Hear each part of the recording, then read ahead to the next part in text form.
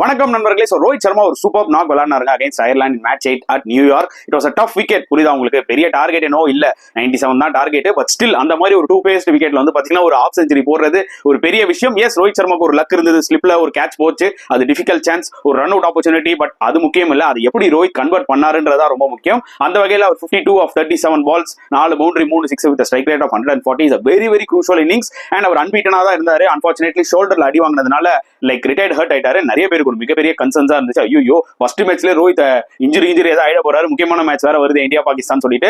But luckily என்னாச்சுன்னு பாத்தீங்கன்னா like லைட்டா ஒரு பெயின் தான் அவருக்கு அதிகமா இருக்கு. போஸ்ட் மேட்ச் பிரசன்டேஷன்ல அவரே தான் வந்து பேசினாரு, கவலைப்படுற அளவுக்கு பெருசா இல்லைனாரு. So that's a good news. And அவரோட பேட்டிங் ஃபார்ம் அதுவும் ரொம்ப ரொம்ப ஒரு குட் நியூஸ் தாங்க சொல்ல முடியும். ஏன்னா ஃபர்ஸ்ட் மேட்ச்ல ஒரு ஆஃப் செஞ்சுரி அடிக்கிறது அது ரொம்ப ரொம்ப குரூஷியல். அதுவும் ரோஹித் வந்து பாத்தீங்கன்னா பெருசா ஃபார்ம்ல இல்ல T20 பொறுத்த வரைக்கும். சோ ஒரு 50 அடிச்சது கண்டிப்பா அவரோட கான்ஃபிடன்ஸ் இன்க்ரீஸ் தான் பண்ண போகுது. சோ பொறுத்து வந்து பார்க்கலாம் எப்படி விளையாட போறாரு அகைன்ஸ்ட் பாகிஸ்தான் சொல்லிட்டு. உங்களோட கருத்துக்கள் என்னன்றதை கமெண்ட் செக்ஷன்ல போடுங்க.